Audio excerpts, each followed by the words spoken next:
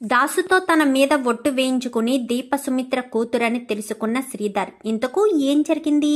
అసలు దాసుతో తన మీద ఒట్టు వేయించుకుని దీప సుమిత్ర కూతురన్న విషయం శ్రీధర్ ఎందుకు తెలుసుకున్నాడు? అసలు తెలుసుకోవాలన్న ఆలోచన ఎందుకొచ్చింది? ఇదంతా కూడా వీడియోలో చూసి తెలుసుకునేద్దాం. కార్తీక దీపం అప్కమింగ్ ఎపిసోడ్స్లో ఏం జరగబోతుందో ముందుగా తెలుసుకోవాలి అనుకుంటే వీడియోని లైక్ చేసి ఛానల్ని సబ్స్క్రైబ్ చేసుకోండి. మొత్తం మీరు చూసుకున్నట్లయితే ఇంకా శ్రీధరు సీఈఓ అయిన తర్వాత ఆలోచనతో వస్తాను అని చెప్పాడు కదా. ఇంకా కాంచనకి ఫోన్ చేస్తే కాంచన మాట్లాడకుండానే ఫోన్ లైన్లోనే ఉంచేసేసరికి దీప కార్తీక్ ఇద్దరు మాట్లాడుకున్నవి. ఫుడ్ కోర్టు పెడితే బాగుంటుంది అన్న ఆలోచన చెప్పింది అంతా కూడా శ్రీధర్ విని అదే విషయం శివనారాయణ దగ్గరికి వచ్చి చెప్తాడు. ఆలోచన చాలా బాగుంది శ్రీధర్, దాన్ని కొంచెం వివరించి ఎక్స్ప్లెయిన్ చేయగలవా అని చెప్పనగానే, మీకు ఆలోచన అయితే నచ్చింది కదా మామయ్య గారు అనగానే, ఆలోచన అయితే చాలా బాగుంది బావా అని చెప్పి అందరూ కూడా చెప్తారు. అయితే ఈ ఆలోచన నాది కాదు, దీపది ఈ ఆలోచన కాబట్టి దీపే ఎక్స్ప్లెయిన్ చేస్తే బాగుంటుంది అని చెప్పనగానే, దీప ఈ ఆలోచన నీదా అని చెప్పాను కానీ అవును అని చెప్పాను కానీ, ఒక్కసారి ఇది అసలు ఎలా అనుకున్నావో ఎక్స్ప్లెయిన్ చేయగలవా అని చెప్పాను కానీ, నాకంటే బాగా బావ చేస్తాడు అని చెప్పనేసరికి, నువ్వు ఆ ఇంటి దగ్గర తప్ప ఈ ఇంటి దగ్గర మాట్లాడలేవా? ఆ ఇంట్లో అయితే నేను వింటాను, ఈ ఇంట్లో వాళ్ళు వినడం తప్ప ఎక్కువ ప్రశ్నలు అడుగుతారు కదా అని చెప్పనేసరికి, నువ్వే చెప్పు బావా అనగానే కార్తీక్ ఎక్స్ప్లెయిన్ చేస్తాడు. ఐడియా మాత్రం చాలా బాగుంది, నువ్వు దానికి కావాల్సిన ఏర్పాట్లన్నీ కూడా కార్తీక్ని అడిగి తెలుసుకో. ఫైనల్ అయ్యేసరికి నేను దశరథ వచ్చి చూస్తాము అని చెప్తారు. చెప్పేసేసరికి సరే అని చెప్పి ఇంకా ఫుడ్ కోర్టులు అవి పెడుతుంటారు కదా, పెట్టినప్పుడు ఏదో ఒక చోట దాసును పెడదాము అన్న ఆలోచన వస్తుంది. ఎందుకంటే దాసు ఖాళీగానే ఇంట్లోనే ఉంటాడు కదా, దాసుకు కూడా ఏదో ఒక పని అప్ప చెప్తే బాగుంటుంది కదా అన్న ఉద్దేశానికి. ఇంకిక్కడ కాశీ కూడా ఖాళీగానే ఉన్నాడు కదా, ఆ విషయం స్వప్నకు తెలిసిపోయింది కదా. కాశీని నిలదీసి అడిగేసరికి కాశీ నిజం ఒప్పుకుంటాడు. ఏం చేయమంటావు, నిన్ను బాధ పెట్టడం, ఇంట్లో వాళ్ళను నాకు తక్కువ చేసి చూడడం నాకు నచ్చట్లేదు, అందుకోసమని అబద్ధం చెప్పాల్సి వచ్చిందని ఏదో కవర్ చేసుకుని 2 కన్నీటి చుక్కలు కార్చేసరికి స్వప్న కాస్త ఇంకా రియలైజ్ అవుతుంది. అయితే జాబ్ చూసుకో, సిన్సియర్గా చూసుకో కాశీ అని చెప్పనేసరికి సరే అని చెప్పి కాశీ మళ్ళీ జాబ్ ట్రయల్స్ చేస్తూ ఉంటాడు. ఇంక వీళ్ళు ఫుడ్ కోర్ట్ అన్నారు కదా, ఈ ఫుడ్ కోర్టు కోసమని ఇంకా మొత్తం అన్ని ఏర్పాట్లు చేస్తారు. చేసేసరికి కార్తీక్ నాదొక సజెషన్ అనగానే, ఏంటి మాస్టారు అది అని చెప్పాను కానీ, అది ఫుడ్ కోర్ట్ ఏర్పాటు చేస్తున్నాం కదా, ఒక చోట కాశీని పెడితే దాసుని పెడితే బాగుంటుందేమో అనగాని, మావయ్య ఫుడ్ కోర్ట్ దగ్గర ఉంటాడా? మావయ్యకి ఇవేమీ చేయడం చేత కాదు, మావయ్య ఎంతసేపు అలా మాట్లాడడం అలా చేయడమే తప్ప ఎవరిని అజమాయిషీ చేసి మాట్లాడలేడు కదా అని చెప్పనేసరికి, అది నిజమేలే అని చెప్పాను కానీ, అంటే ఏం కాదు, తనకి ఒక పని అప్ప చెప్పినట్టుగా ఉంటుంది కదా అని అనగానే, సరే మాస్టారు పోయిందేముంది, ఇంటికి వెళ్ళాక ఒకసారి మామయ్యని అడిగి చూడండి అని చెప్పాను కానీ, సరే అని చెప్పి ఫుడ్ కోర్ట్ అంతా కూడా ఇక్కడ ఏర్పాటు చేసి ఇంకా శివనారాయణని దశరథని పిలిచేసరికి వాళ్ళు ఫైనలైజ్ చేస్తారు. నిజంగా ఐడియాలజీ కన్నా ఇది చాలా చక్కగా ఉంది, చెప్పినప్పుడు కంటే ఇది బాగుంది, సేల్స్ కూడా బాగా వస్తున్నట్టున్నాయి కదా బావా అని చెప్పాను కానీ, ఒక్క రోజులోనే చాలా బాగా సేల్ అయ్యాయి అని చెప్పాను కానీ, మరి ఇంకొక ఫుడ్ కోర్ట్ దగ్గర ఎవరూ లేరంట కదా అమౌంట్ అది తీసుకునే వాళ్ళు అనగానే, అది దాసును పెడదామని అనుకుంటున్నాను బావా అని చెప్పనేసరికి, దాసు మాట్లాడగలడా అని చెప్పాను కానీ, బావకు కూడా అలవాటు అవుతుంది కదా అని చెప్పనేసరికి, సరే అడిగి చూడు అని చెప్పాను కానీ సరేనని. ఇంకా ఆ రోజు అలా గడిచిన తర్వాత ఇంటికి వెళ్ళి ఆ సంతోషాన్ని కావేరికి చెప్తాడు. కావేరికి చెప్పేసరికి కావేరి చాలా సంతోషపడుతుంది. మీకు ఆ ఇంట్లో స్థానం లేదు నా వల్ల అనుకున్నాను, కానీ మీకు గొప్ప స్థానం ఆ ఇంట్లో దక్కింది. సీఈఓగా ఉండే స్థానం అంటే గొప్ప విషయమా? మనవరాల్ని కాదని మీ దాకా ఆ స్థాయి వచ్చిందంటే నాకు చాలా సంతోషంగా ఉంది అనగానే, నువ్వు సంతోషపడుతున్నావు కానీ కాంచన సంతోషపడడం లేదు కావేరి అనగానే, అక్కకేమైందండి అని చెప్పాను కానీ, ఏమవ్వలేదు, తన భర్త విజయం సాధించినందుకు కాంచన ముఖంలో ఎలాంటి సంతోషం నాకు కనిపించడం లేదు అనగానే, అక్క మిమ్మల్ని దూరం చేసుకుని చాలా బాధపడుతుందనుకుంటండి. మీరు అక్క వాళ్ళ ఇంటికి వెళ్ళిపోవచ్చు కదా అని చెప్పాను. కానీ ఒక్కసారి నాది కాదు అని ఒక వస్తువుని బయటికి పంపించేసింది అంటే, పక్కన పెట్టేసింది అంటే మళ్ళీ ఆ వస్తువుని ఎప్పటికీ ముట్టుకోదు కాంచన. కాంచన మెంటాలిటీ అలాంటిది. నన్ను నీకు ఇచ్చేసింది, ఇంకా కాంచన ఎప్పటికీ నన్ను క్షమించదు. కాంచన క్షమిస్తే బాగున్ను అని నేను ఎంతగానో ఆరాటపడుతున్నాను. నన్ను భర్తగా అంగీకరిస్తే బాగున్నని. కానీ ఒకరు పంచుకున్న భర్తను నేను పంచుకోలేను అంటూ చెప్తుంది అని చెప్పి మాట్లాడేసరికి, సరే ఏం చేయాలో అర్థం కాని పరిస్థితిలోనే ఉన్నాము. అక్క మనసు మారి అక్క కూడా మనతో పాటు హ్యాపీగా ఎక్కడికైనా హ్యాపీగా వస్తే బాగుండు కదా అని చెప్పాను. కానీ అదే అనుకుంటున్నాను అని చెప్పి ఇంకా శ్రీధర్ చెప్తాడు. ఇంకా అలా శ్రీధర్ మాట్లాడిన తర్వాత ఇంకా సరే దాసు వచ్చాడా అని చెప్పాను. కానీ దాసన్నయ్య బయటికి వెళ్ళాడండి, రాలేదు అని చెప్పాను. కానీ అవునా, దాసు బయటికి వెళ్ళాడా, సర్లే వచ్చాక మాట్లాడదాము అని చెప్పి ఇంకా దాసు వచ్చాక నాకు ఒక మాట చెప్పు అని చెప్తాడు. సరే అని చెప్పి దాసు ఎప్పుడు వస్తాడా అని ఎదురు చూస్తూ ఉంటాడు.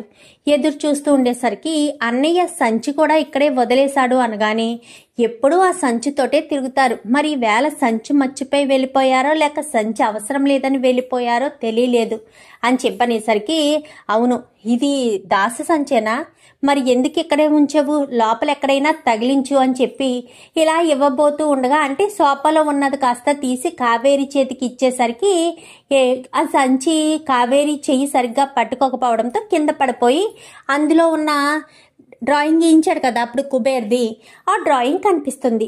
కనిపించేసరికి ఆ డ్రాయింగ్ అదేంటి పేపరు అని చెప్పాను. కానీ పేపరా, ఏం పేపరో అని తీసి చూస్తుంది.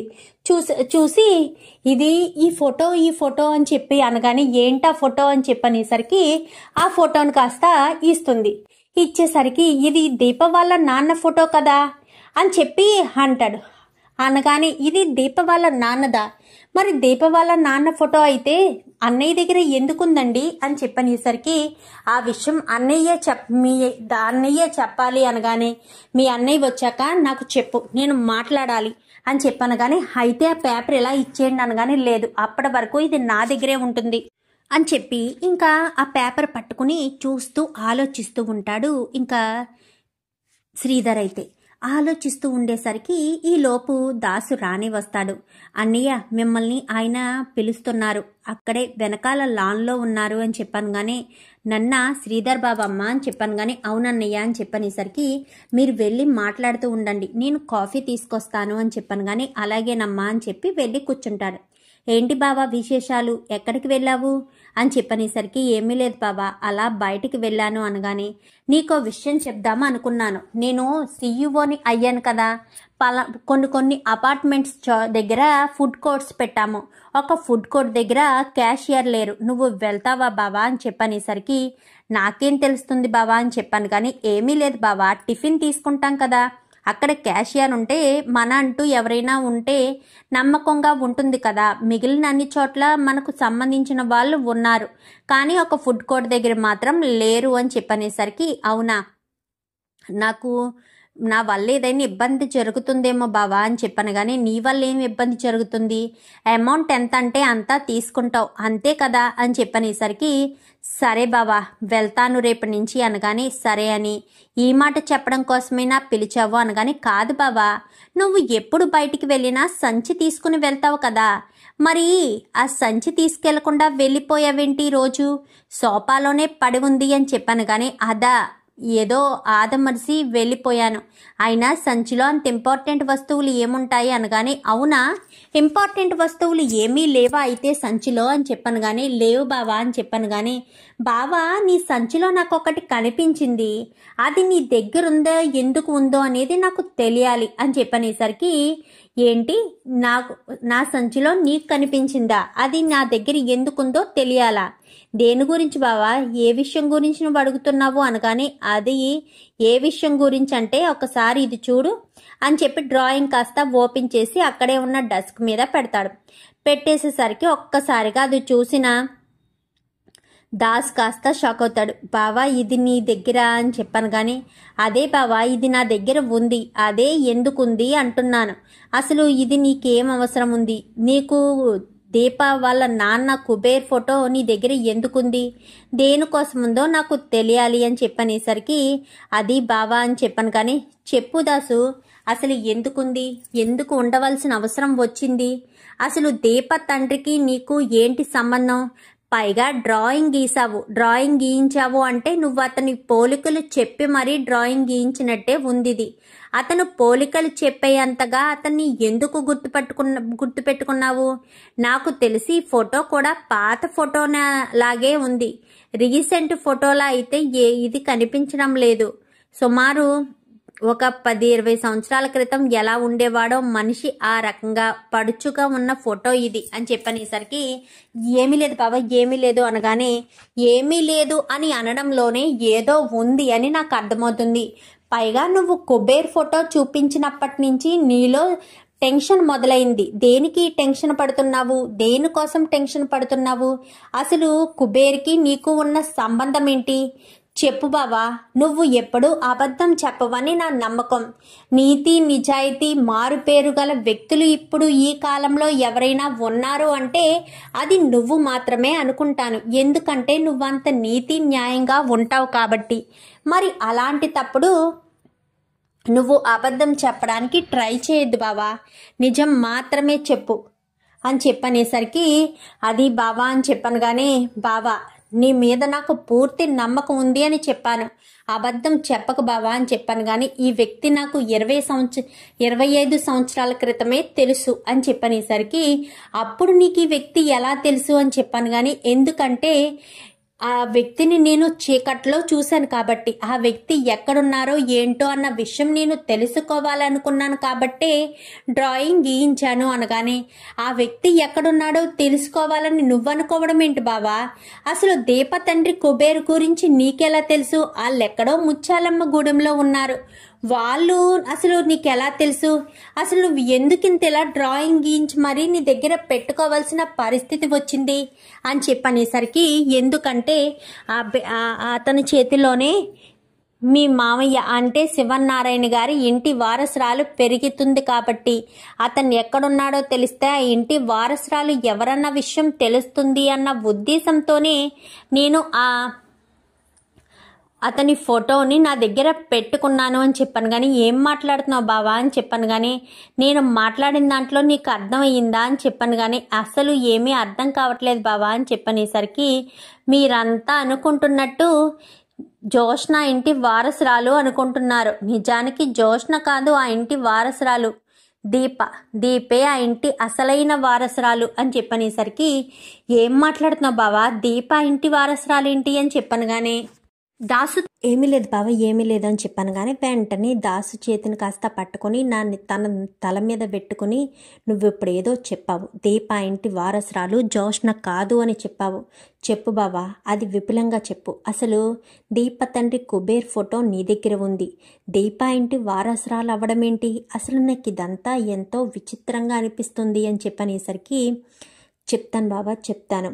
25 సంవత్సరాల క్రితం మొదలైన విషయం ఇది, 25 సంవత్సరాల క్రితం జరిగింది విషయం అని చెప్పనేసరికి, అసలు ఏం జరిగింది 25 సంవత్సరాల క్రితం అనగానే, మా అమ్మను పెళ్లి చేసుకున్నాడు కదా శివనారాయణ గారు అని చెప్పాను కానీ, అవును అని చెప్పనేసరికి, ఆ పెళ్లి చేసుకున్నారే కానీ మా అమ్మని ఎప్పుడూ భార్యగా చూసింది లేదాయన, అందుకని ఆయన అలా సరిగ్గా చూడకపోవడంతో కుటుంబం మీద కక్ష తీర్చుకోవాలి అన్న ఉద్దేశంతోనే మా అమ్మ కావాలని బిడ్డల్ని మార్చేసింది. నిజానికి అక్కడ పెరుగుతున్న జోష్న ఎవరో కాదు, నాకన్న బిడ్డ, నాకు పుట్టిన బిడ్డ.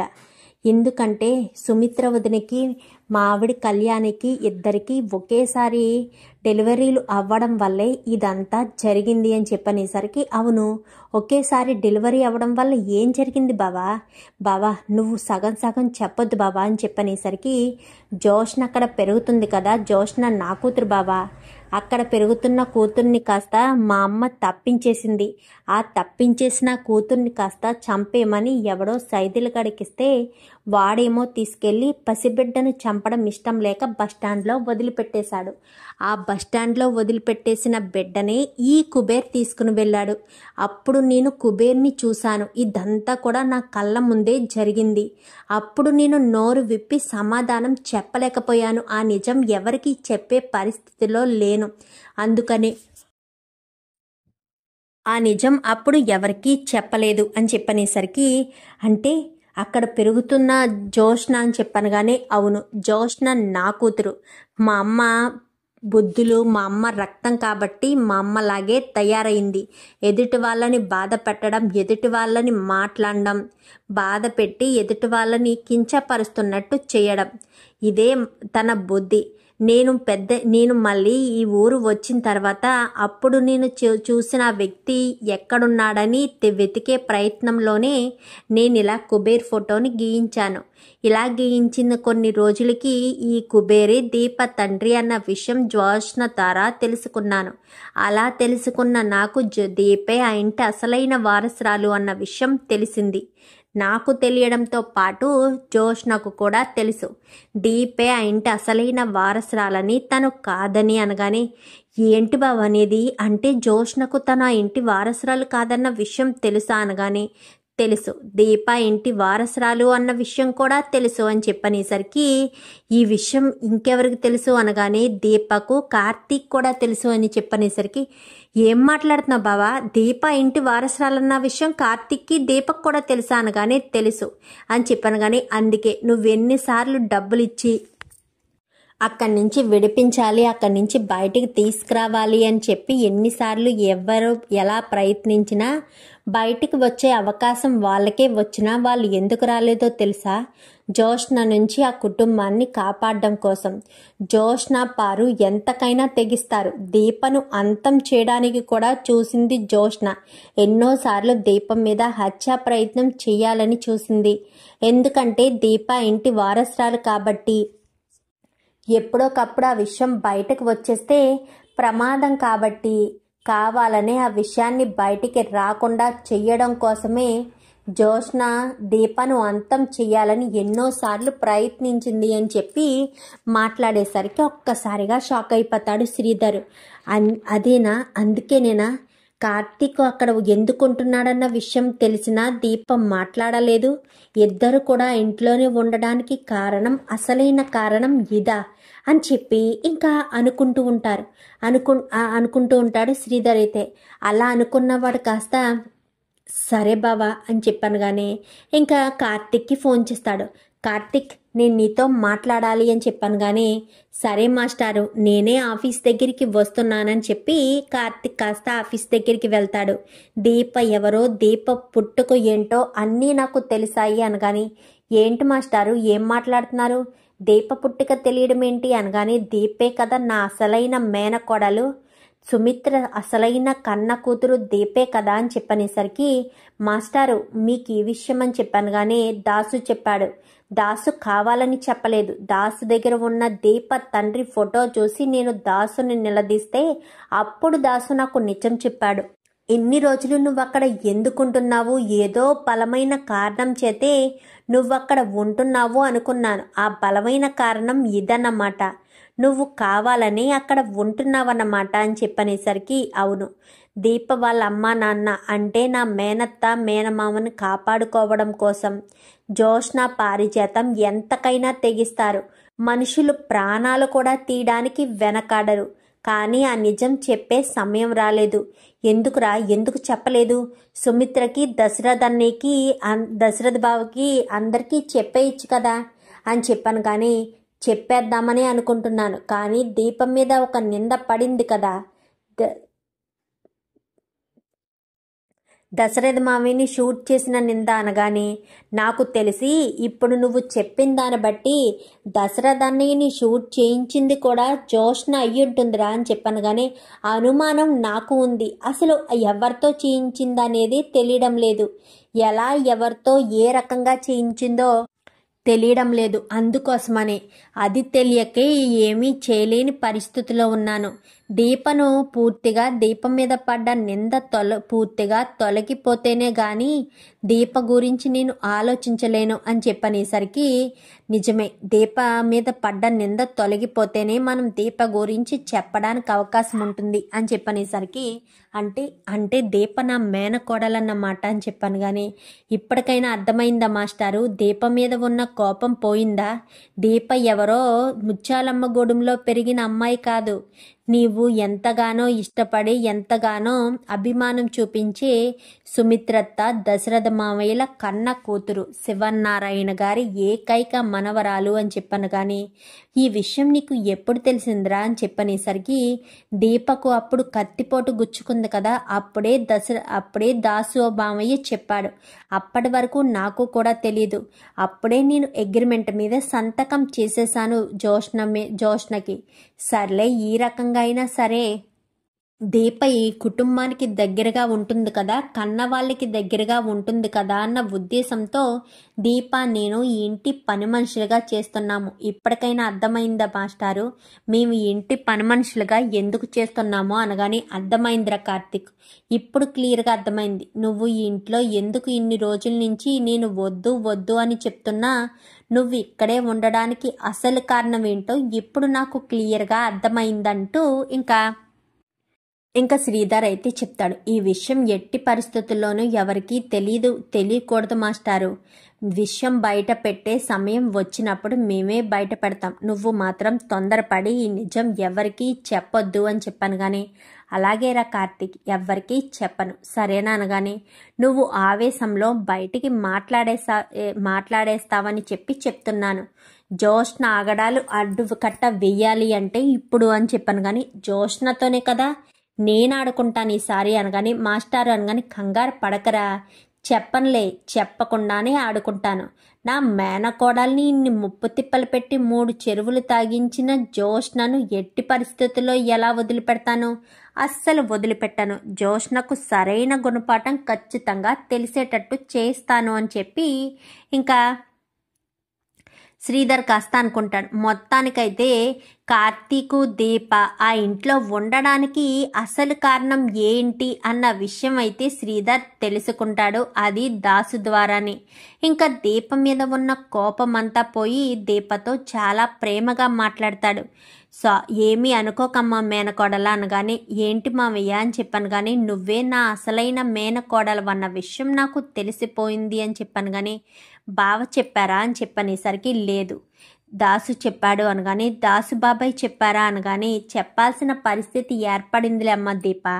ఇన్ని రోజులు నిన్ను ఎంతో అవమానించాను, హేళన చేశాను, వంటలక్క అది ఇదని నిన్ను ఎంతో కించపరిచేటట్టు మాట్లాడాను.